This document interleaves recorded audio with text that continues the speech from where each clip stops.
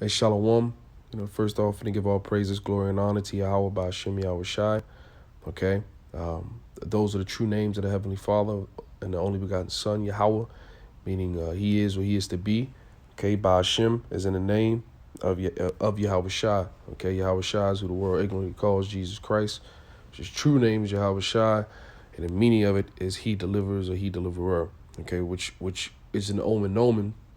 Okay, which is leading me into this little lesson that a quick thought that I had, and based upon this movie that I saw, and yeah, so his name is Yahweh Shai, and the meaning of it is He delivers, and it's a name prediction. Okay, which is it's just prophecy. It was prophesied to come. Matter of fact, I'm gonna get that in Luke as well. He was prophesied to come. Okay, to do what? All right. We'll start with that, of course. And of course, a double honors to the apostles, the elders of great millstone, and peace and salutations to the elect. This is Luke 1:68. It says, blessed be the Lord power of Israel, for He have visited and redeemed His people. He have raised up a horn of salvation for us in the house of His servant David, as He spake by the mouth of His holy prophets, which have been since the world began, that we should be saved from our enemies and from the hands of all that hate us, to perform the mercy promised to our fathers, and to remember the holy covenant, the oath which He sware to our father Abraham. Okay? It says that He will grant unto us that we, being delivered out of the hand of our enemies, might serve Him without fear, in holiness and righteousness before Him all the days of our life. Okay, so these things, the Lord coming on the scene. Okay, when He said when it was told unto Mary that she should bear a son. Okay, and he was going to be a savior, man. Okay, a horn of salvation. Okay, the Redeemer. Okay, the one that was going to buy us back. Okay, because in order to truly understand these scriptures, you got to understand that there's a narrative that's here. There's a story. There's a storyline. All right, and the living document that this book is, and that these words are, because that's exactly what they are. They are alive. Okay, they're speaking about past, present, and future things to come. Prophecy. Okay, that's why the Spirit of the Lord is prophecy. Okay, you can go to Revelations 19:10.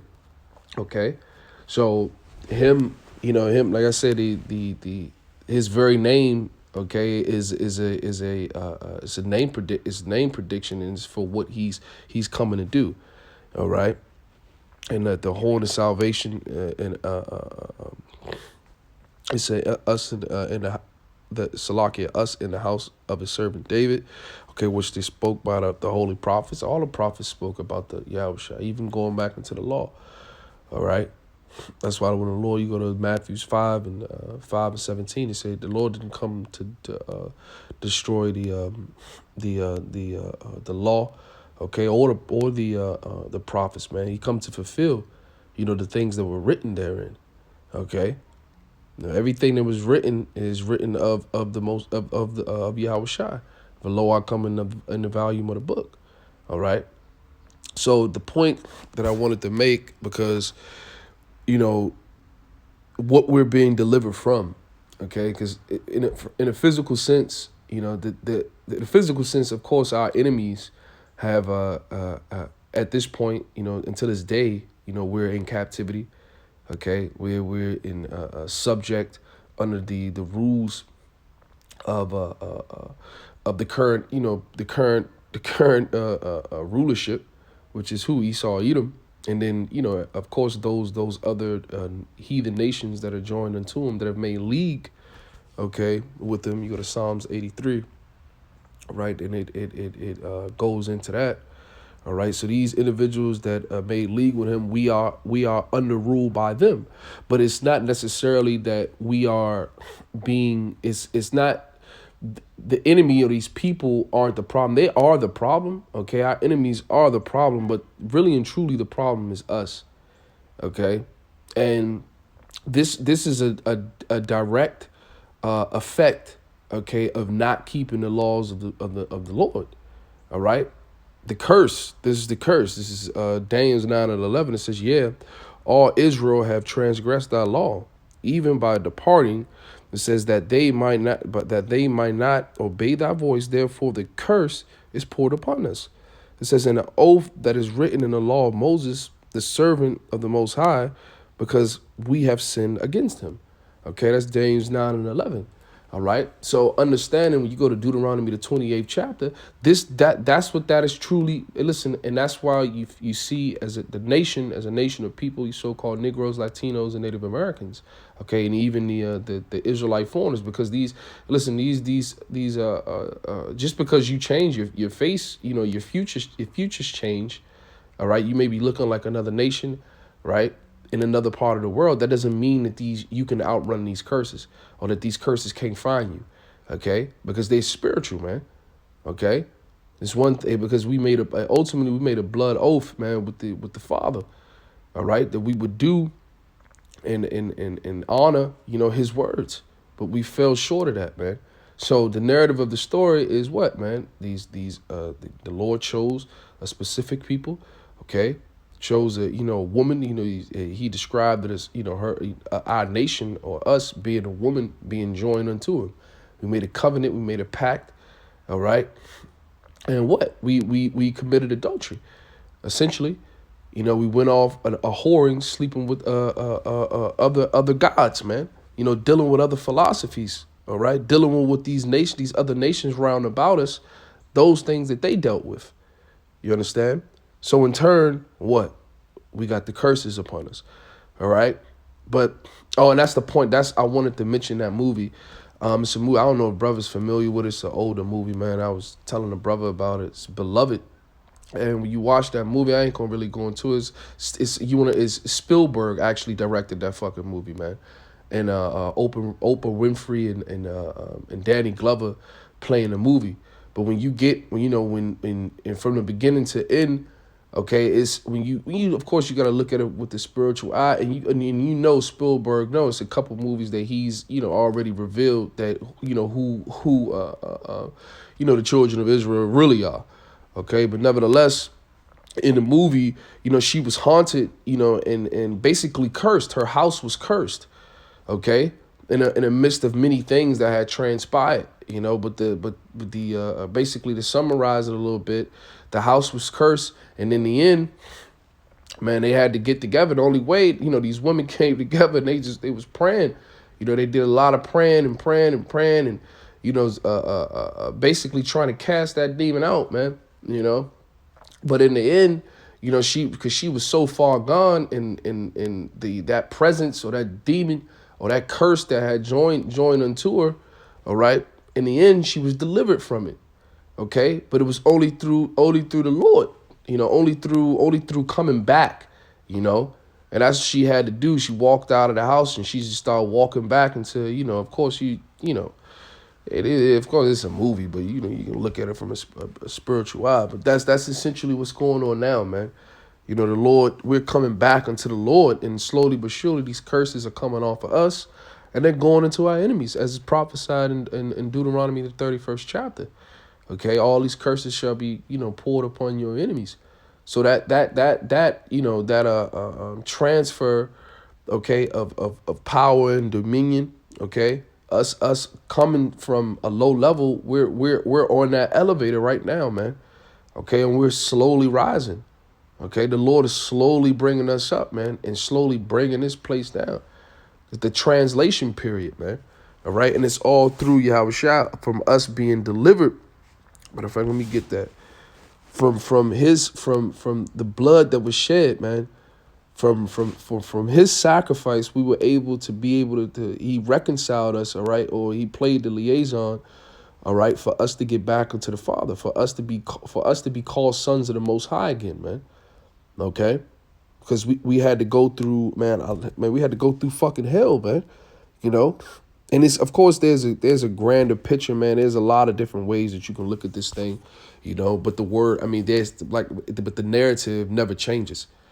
Okay, it's Galatians 3:13. It says, Hamashiach have redeemed us from the curse of the law. Okay? The Lord has redeemed us from the curse of the law. Who?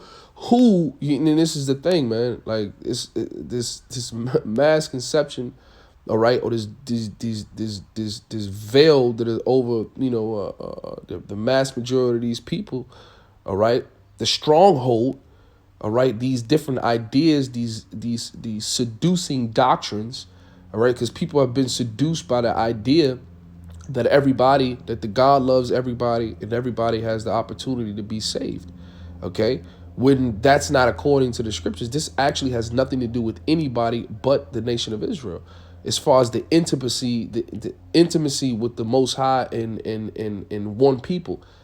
Okay, now he's dealing with he gonna deal with everybody else because everybody else is, everybody gonna be judged.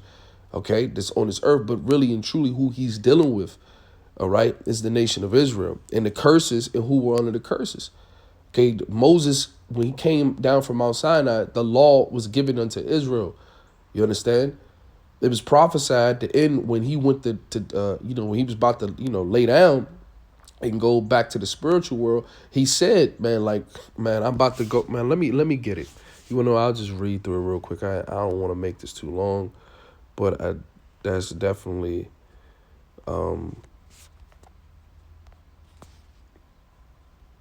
something that I can get. This is this is Deuteronomy 31:16. I'm gonna try to read through it fast. It says, "And the Lord Yahweh said unto Moses, Behold, thou shalt sleep with thy fathers, and this people will rise up and go a whoring after the gods of the strangers of the land," which the Lord was prophesying right here. He was prophesying right here. Okay, telling us what we were going to do. It says, whether they go to be among them and will forsake me and break my covenant which I have made with them, then my anger shall be kindled against them in that day, and I will forsake them, and I will hide my face from them, man. Hosea 1. Okay? You see, it all lines up. Everything links up. Okay? He hid his face from us, man. Right? Which in these times, he turned his back on us. He took on his name from us. He took our identity from us. All right. And allowed us to be completely taken.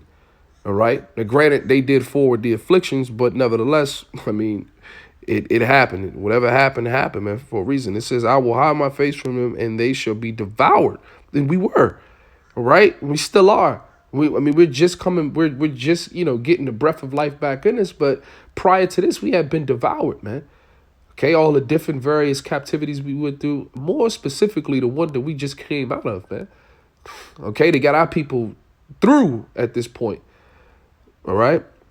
It says, and many evils and troubles shall befall them, so that they will say in that day, are not these evils come upon us, because our power is not among us? You see, and this is the question that our people, you see, this is why you see the prophets, man, on the highways and the byways going off, really, rebuking and really telling Israel, listen, you are crazy. You ain't considered yet, huh? You ain't really think about it. Y'all out here protesting. You out here marching. You out here trying to, integrate into society that from the very conception of this place, it has not accepted you, right? This place has not had anything good for you, man. Okay? It says, are these not evils come upon us because our God is not among us? It says, and I will surely hide my face in that day for all the evils which they shall have wrought, in that they are turned into other gods, right? The beginning of spiritual fornication. What is, man? Let me get that. I don't want to just quote it.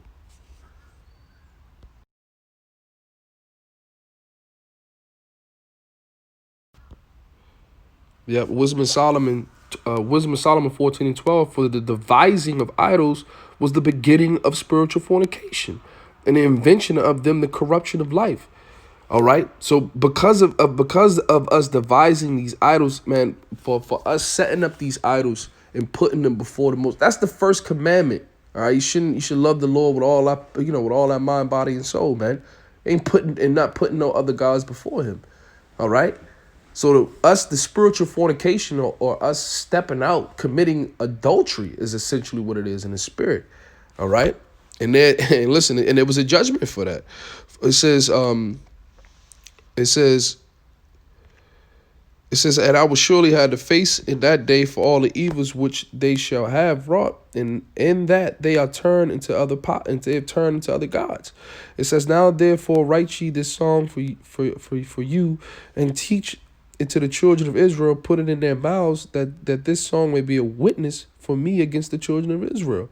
For when I shall have brought them into the land which I swear unto their fathers, that floweth with milk and honey, and they shall have eaten and filled themselves and waxen fat, and will they turn, and then will they turn to other gods and serve them and provoke me and break my covenant. Okay, so these are the things that the Lord, you see, we got to read this with context, man, because this links directly back to Galatians, man, back into Luke, what we just read. All right. We stepped away. We stepped away because of all of it. Ezekiel, the 16th chapter goes into it. The Lord found this woman, clothed her in pearls, decked her in all these different materials, these different linens, these silks, put gold bracelets on us, necklaces, earrings, decked her out, right? And after he finished decking her out, took her up underneath him, protected her. What did she do? How did she repay this man? Okay, the man. Okay, by fucking cheating on her. So you got to understand, man. This is personal, man. These are personal things. This is when we're out there on the highways and the byways and we speaking to our people. We trying to give our people to understand giving the elect the understanding of, listen, this is you have a direct connection with the Most High. Okay, and now this the point that we have now. We've been woken up to it in the things that He's given us in the past. All right, He's given us everything. He's given us everything, man. All right. And now He took all of that stuff away due to us disobeying, and now He's given us a way to opt out of that old contract, that old covenant, by way of the blood the sacrifice, the blood of the Lamb. Okay. Which is who? Yahweh Shai. So repenting, okay, and getting your life together is essential, man. These things should be a primary focus in your life, man. Really meditating on these things and just being fervent in the truth, man, and really, really, having faith and believing, man. Ultimately, believing on the Lord, man. Asking forgiveness, humbling yourself. You gotta check, man. We all, man. You gotta check yourself, man. We living in a place where this world don't know nothing about that, especially the world of Israel, especially Jake, man. Jake proud as hell, even in a slave state, man. So I don't want to keep going, man. The point I wanted to make is the curse, right? I'm gonna read. Man, I'm gonna go back to this. This is good. I'm gonna go back to Galatians and read that again, and I'm gonna end it, because that's what it is, man. The Lord ultimately is the curse we're about to be delivered from, that we're slowly being delivered from now. We're being delivered from it now, man. Galatians 3:13, right? It says, Hamashiach have redeemed us from the curse of the law, being made a curse for us, for it is written, curses everyone that hangeth on a tree. Okay? So, point being, man, the Lord is coming back to deliver us from that curse, man, that it was prophesied that was going to be on us, man. Okay? Being this stubborn, this stiff-necked, okay, sottish, okay, people that, that we once were, that, 2/3 of our people are at this point, that's going to be. So, so with that, that's the point, man. So with that, all praises, glory, and honor to Yahweh, about Shem Yahweh Shai. Okay, double honors to the apostles and elders, a great millstone, and peace and salutations to the elect. Shalom.